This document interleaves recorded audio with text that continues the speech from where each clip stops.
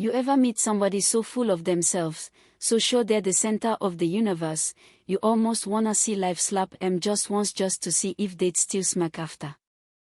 That was Brielle Langston. 28, dripping in old Southern money, strutting around like her last name was carved into the clouds.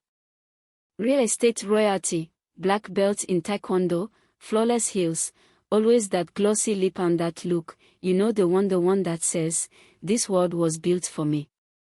Now I wasn't jealous of her, let's get that straight, I just happened to walk in the same house she floated through like it was Versailles.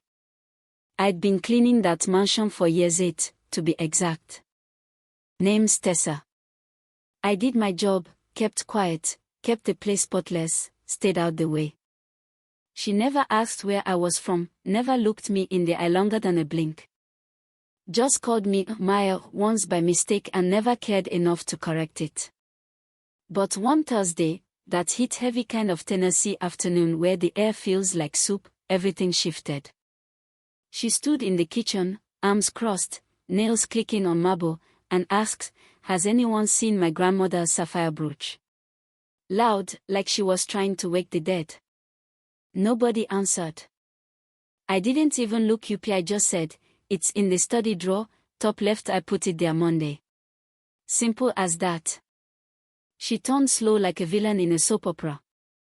"You moved it." "I secured it," I said, polite but clear. She stepped closer, already wound up. "Did I ask you to touch it?" "I do what's needed to protect valuables, Mom." And yeah, I dropped the "Mom" just sugary enough to sting. You could feel the room hold its breath. She smiled, tight-lipped, the kind that ain't happy. "Just because you live here doesn't mean you run it." I said, "I never thought I did." She didn't like that. She liked even less that I didn't flinch.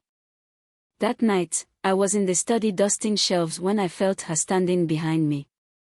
Didn't say a word at first, just let the silence thicken. Then she said, "I don't like being talked down to." I said, "Neither do I." That was when things started cooking. She leaned on the desk like she was testing me. "You don't care who I am, do you?" "I care about doing my job." "That's not what I asked." "I know. And let me tell you, nothing rattles a woman raised on power like calm she can't control." She came in hot, talking about her black belt, about respect, discipline, like she was trying to intimidate me. "I trained too," I said. "Long before this house." She laughed, short and sharp, like I'd said something funny. "You? What, at a rec center?" "Real life," I said. "Not belt ceremonies." Next thing you know, she's kicking off her heels, tying back her hair, saying we should settle. I turned round, right there in the study. I gave her a long look, folded my apron, and said, "You sure? You started this," she snapped. "I'm ending it."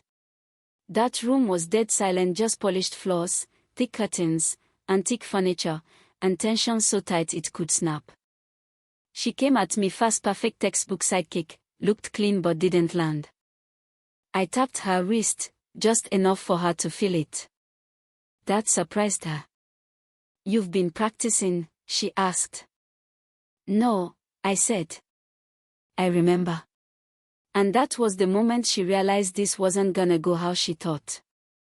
She swung again, high hook this time. I ducked, didn't even need to counter. Let her feel the air where my head used to be. "You holding back?" she asked. "No," I said. "Waiting for you to get serious." She swept low, tried to knock me off balance. I pivoted like I'd seen it coming in slow motion. "Where do you train?" she huffed. "South Side," I said. I used to ride the train with a baby on my hip and keys between my fingers, just in case. That landed harder than a punch. Eventually, she slipped barely, but enough. I stepped in, palm strike to the shoulder, spun her off her axis. She caught herself, barely. And something broke. Not her body, her pride. You think because I clean your house, I can't fight? I asked, voice low. You think strength lives in marble and last names? Her breath hitched. I've worked for everything I have, she snapped. So have I said. That's when she sat down. Not collapsed at, like all the energy she'd been performing with just drained out. She looked at me, not with rage, but with something that almost looked like confusion. How do you stay so calm? She asked. Because I've had to, I said. When I was 17, my brother got jumped. I didn't panic. I handled it. And I learned that staying calm doesn't mean you're weak, it means you know who you are even when someone's trying to shake you. She stared at her hands like they were foreign. Do you think I'm weak? I think you're scared people will figure out you're not as sure as you pretend to be. She didn't argue. Couldn't. The fight wasn't in her limbs, animate was behind her eyes. Why'd you take this job? She asked. You talk like you're better than it. I'm not better than my job, I said. I just think people who look down on others because of theirs are worse than they realize. She looked like she wanted to cry but didn't know how, like someone had told her it wasn't allowed. Do you think people like me can change? She asked. I said, people who ask that question already started. And I meant it. Because change doesn't look like a big speech or a fight in a fancy study, it looks like choosing to listen. To slow down. To learn.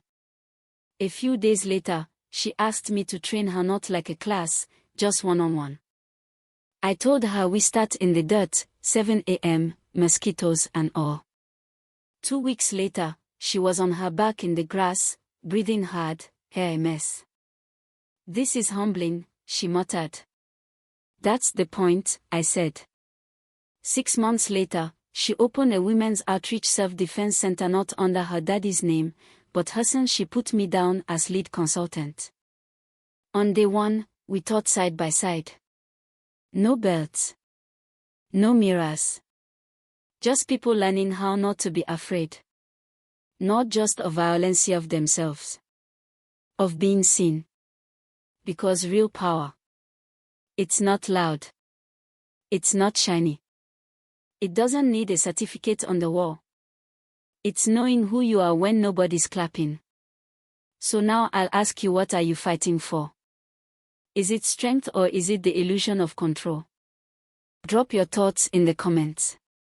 Let's talk about it.